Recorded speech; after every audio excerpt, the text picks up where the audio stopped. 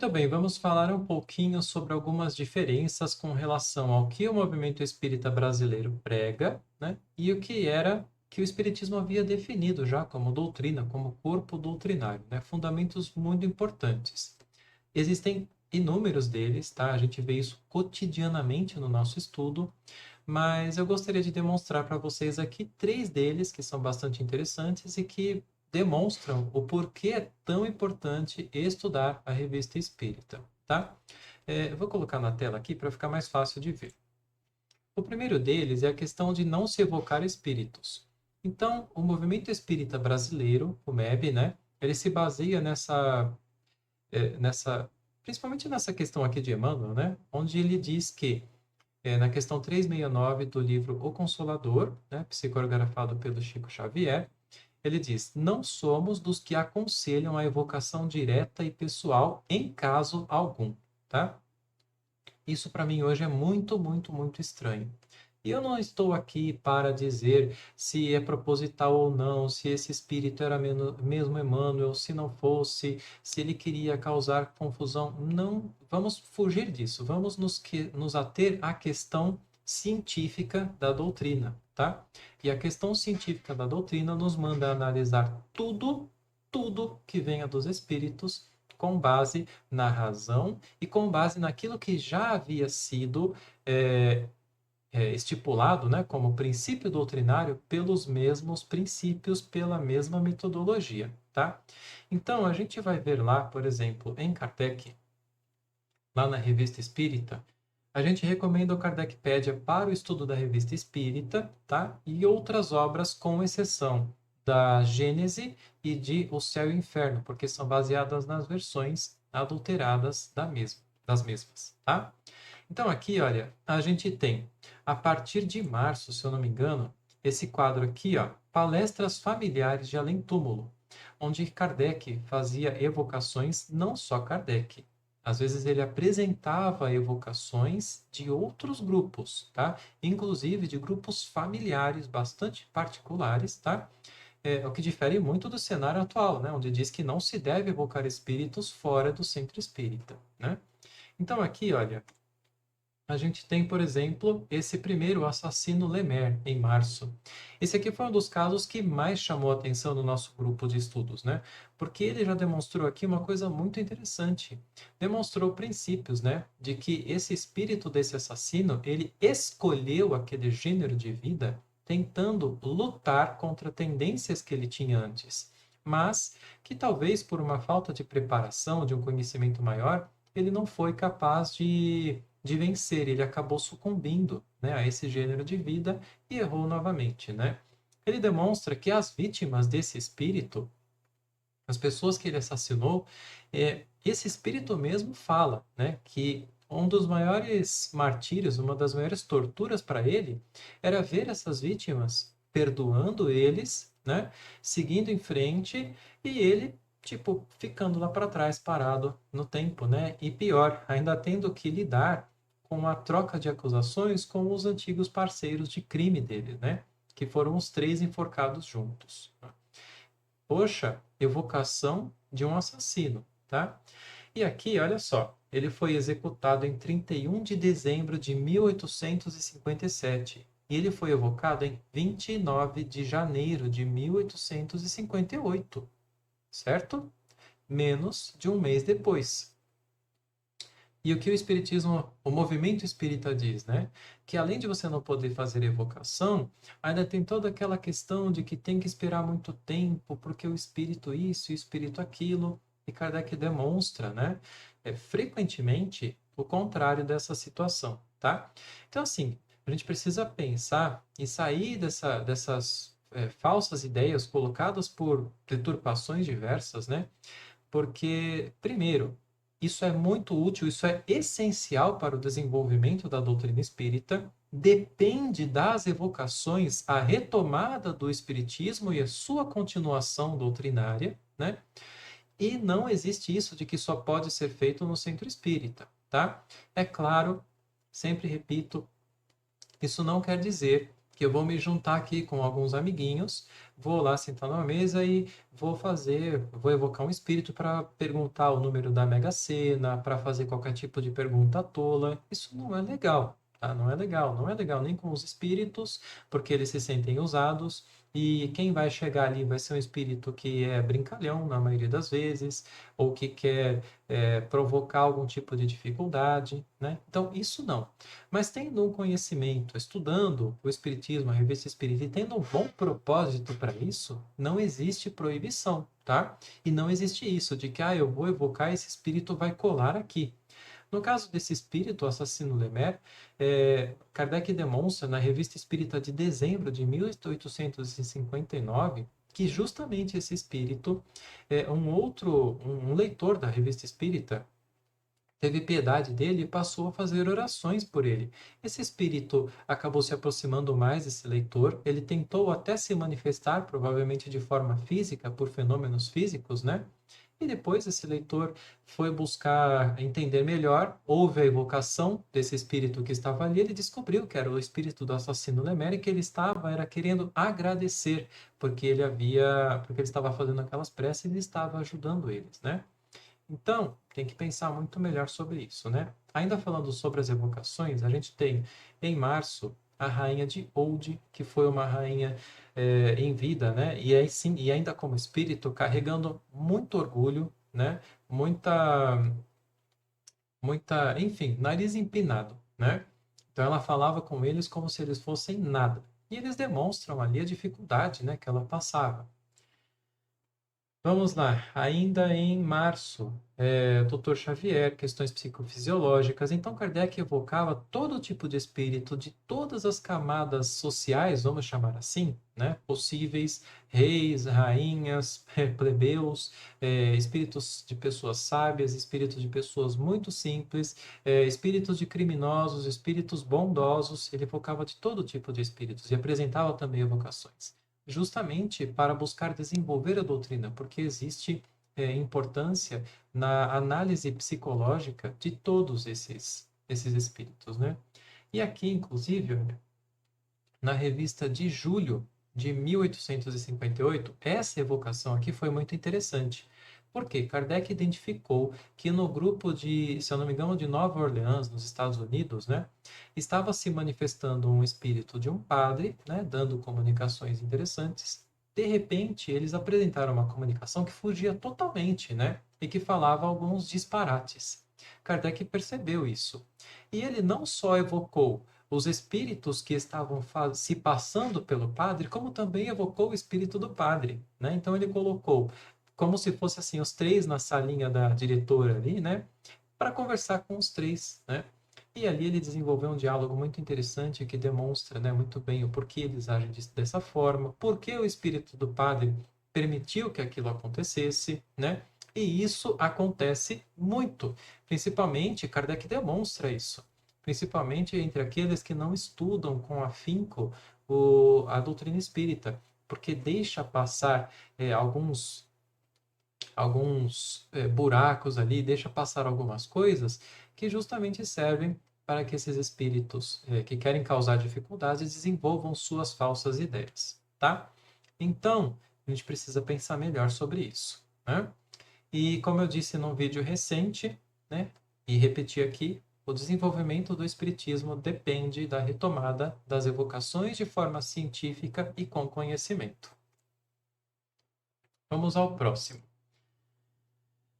Transformação planetária, né? O movimento espírita costuma falar bastante da questão de transformação planetária, de que tem uma data limite definida, de que está havendo a separação do joio e do trigo, inclusive querendo dizer que o joio, né, são os que não estão fazendo a caridade, e eles pensam que a caridade muitas vezes é simplesmente a caridade material, e que o trigo são os espíritas, né?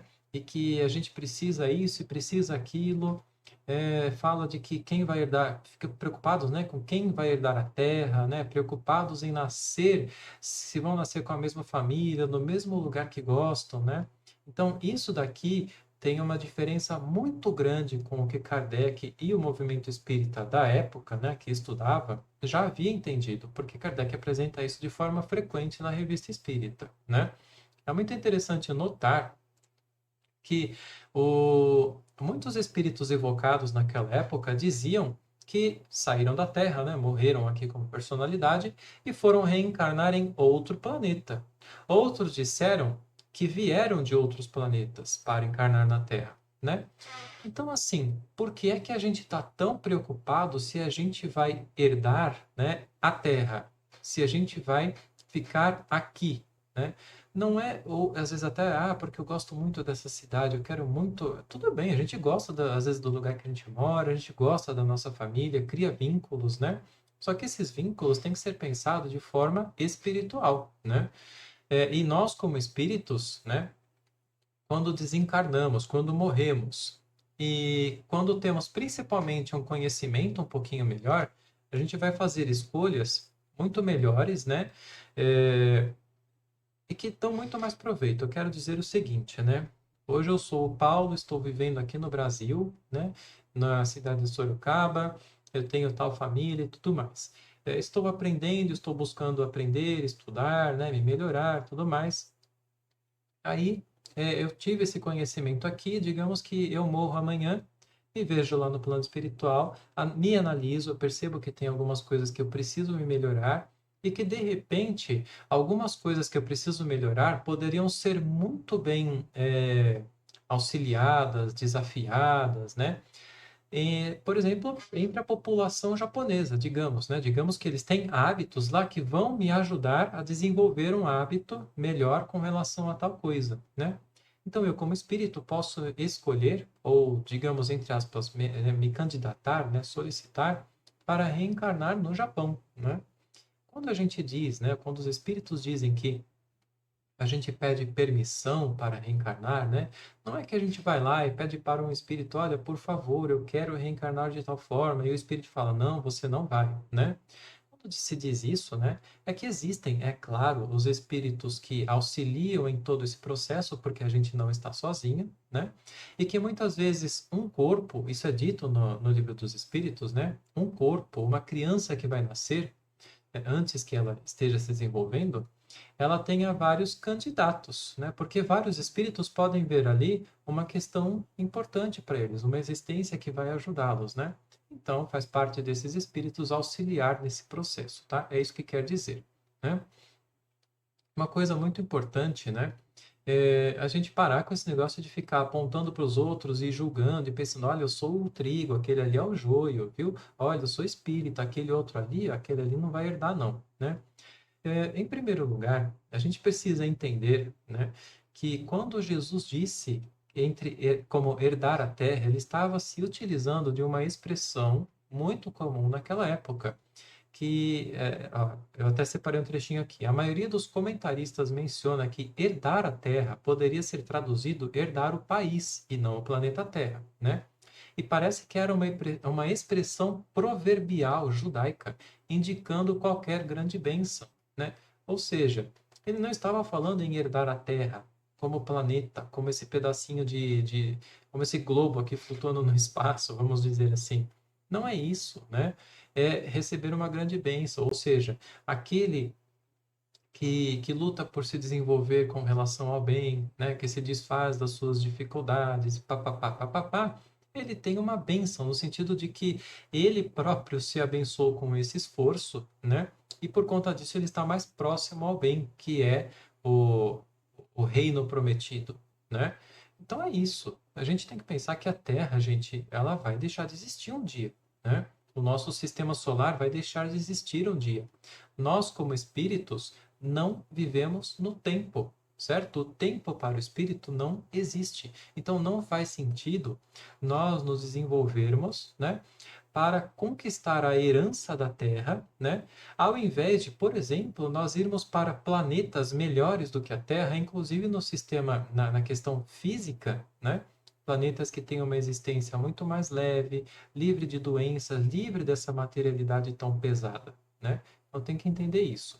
a gente também precisa entender, né, que nós somos seres que pertencemos ao espaço e que a nossa verdadeira família é a família espiritual, tá? É por conta desse estudo desenvolvido na Revista Espírita que Kardec apresenta várias vezes uma coisa que eu já entendo, né? Antes de eu reencarnar como Paulo, eu sou um espírito, né? Eu não tinha essa personalidade de Paulo, eu era um espírito. E na vida anterior, eu não sei se eu vim daqui da Terra, se eu vim de outro planeta, se quem eram os meus pais, provavelmente eu tenha uma família muito diferente da que eu tenho hoje. Quem sabe uma família que vive hoje, ou espíritos que vivem hoje distribuídos pelo mundo, por outros planetas, eu não sei. O fato é que no dia que eu morrer, eu vou recuperar, né, essa lembrança, e muitas vezes esses espíritos lá do passado, que eu nem faço ideia hoje como a personalidade, que existiram, quem sabe uma mãe lá do passado, né, pode também estar me ajudando de outras formas, né? Sim, os espíritos formam grupos afins e é comum nesse processo de desenvolvimento que eles venham mais ou menos próximos, buscando se ajudar, né? Mas isso não é uma regra de fogo, né? E tem que se desligar um pouquinho dessa questão tão venérea, né? Tão assim de sangue, né? Para pensar nessa questão da família espiritual, tá? Deixa eu ver, eu acho que isso aqui era isso que eu tinha para falar e tem só mais um item aqui. Aquele que cometeu o crime máximo contra a própria vida, vocês entendem do que eu estou falando, né? Vai para o vale, aquele chamado vale, que eu também não posso falar o nome, porque tudo se bloqueia hoje em dia, né? E renasce deficiente, né? Então, o movimento espírita acredita que toda pessoa que é deficiente, ela está pagando uma dívida por conta desse crime, né? Está relacionado com isso também essa ideia de karma, né? De que uma pessoa que, por exemplo, morre assassinada, ela está pagando por uma dívida lá do passado, né? Que toma dívida e papapá. Enfim, vou ver se eu consigo falar rapidinho disso. Mas, assim, a questão do crime máximo aqui, né? A gente vê já na Revista Espírita de 58, né, onde Kardec demonstra, por mais de uma vez, né, que os espíritos estão em várias condições diferentes, né, quando executam esse tipo de ato, né? Então, um pode estar aqui na Terra muito, muito, muito desesperado, não sabe lidar com aquele desespero e sem premeditar, faz o que faz, né? Ele chega do outro lado, ele pode. Aí vai depender do estado de cada espírito, né, de cada mente. Ele pode estar até um pouco mais tranquilo, de repente. Ele pode ficar muito perturbado e ficar ligado àquela condição, àquilo que aconteceu por muito tempo, né? É, mas o fato é que é uma perda de tempo, né? Que na maioria das vezes isso vai levar a um estado de separação e justamente de não atingir aquilo que ele buscava atingir, né? Que era de repente uma paz, reencontrar alguém que já foi, né? Muitas vezes isso vai acontecer e ele vai assim, muitas vezes se lamentar e aí são inúmeras possibilidades. Ele vai escolher uma nova vida, ou se ele estiver em um estado muito, muito, muito complicado, outros espíritos vão auxiliá-lo nessa escolha, né, de acordo com algo que seja mais proveitoso para ele, né? Mas não existe essa relação de que porque ele fez aquilo, ele vai nascer, é como aqueles que dizem, né, que porque fulano chutava o cachorro, ele renasce sem uma perna. Não existe isso, tá? Isso não é verdade. E a gente precisa se desligar disso para pensar que muitas vezes quem nasce assim é um espírito que está buscando desenvolver novos valores que ele não teria de uma outra forma, né? Por exemplo, um cego, que muitos aí vão dizer, o cego é porque usou mal a visão, o mudo é porque usou mal a fala. Não, ele escolheu nascer sem a fala ou sem a visão porque ele entende que aquilo vai ser um valor que vai se agregar para ele de outros que ele já desenvolveu. Aquele vai ser mais um valor que vai se agregar, uma oportunidade interessante para desenvolver tal aspecto, tá? E só para citar rapidamente, para terminar aqui, isso que eu falei sobre a questão de quando, por exemplo, um assassino mata uma pessoa, né? Essa pessoa não está pagando nada, pelo amor de Deus, não se paga, tá? Não se paga. Isso é questão de palavras da época. Espiritismo não ensina karma, tá, gente? Não se paga nada. Você faz alguma coisa de acordo com as suas escolhas. Essas escolhas vão suscitar a você determinadas consequências. E essas consequências você vai viver elas, sejam positivas, sejam negativas, você vai aprender com elas, né? Um espírito que, uma personalidade, uma pessoa, né, que escolhe matar o outro, ele está agindo por um erro muito grande, né? Ele vai tomar a existência desse outro dessa outra pessoa aqui na Terra, né? E o mal ele está fazendo para ele mesmo, porque ele está distante do bem. Esse outro, né, que morre, aí ele vai ter. Existem aqueles que falam: ah, meu, o erro foi dele. Ele aqui está fazendo mal para ele mesmo. Eu vou tocar em frente à minha vida. Foi um erro lamentável, mas eu vou tocar em frente à minha vida. Existem aqueles que se colocam na condição de vingança, né, e passam a perseguir aquele outro espírito, né? Existem diversas coisas, mas lembrem-se sempre que é sempre uma escolha, uma questão de escolhas, tá? De quem faz o crime, né? Não de quem recebe o crime. E que em outras condições da vida, né? Por exemplo, um avião que cai e mata dezenas de pessoas, são condições de estar encarnado, tá? Não há como haver um planejamento para que 150, 200 pessoas que precisavam morrer porque viveram de tal forma, porque fizeram tal coisa, estivessem ali naquele avião, que aí por causa de uma... Não, não, gente, tá? Você pegou um avião, aquele avião muitas vezes, até por uma condição de negligência, né, de um erro, uma série de fatores que se encadeiam, né, se transformam em um acidente que pode matar aquelas pessoas. Acontece, acontece, morreu, volta a ser espírito, vai continuar vivendo como espírito, vai aprender com aquilo, as pessoas que ficam na Terra vão aprender com aquilo, é mais uma prova, vão continuar vivendo, vão continuar morrendo, reencarnando, e nesse processo de aprendizado até que a gente não precise mais estar aqui, tá bom? Bom, era isso. E eu só queria relembrar que eu estou fazendo esse vídeo sozinho, só por questão de condições de tempo, né? E porque nós já estudamos isso como grupo, tá? Então, é muito importante o grupo, a gente aprende em grupo, tá? Discutindo, conversando, debatendo, tá? Formem seus grupos de estudo e se precisarem de dicas, nos avisem.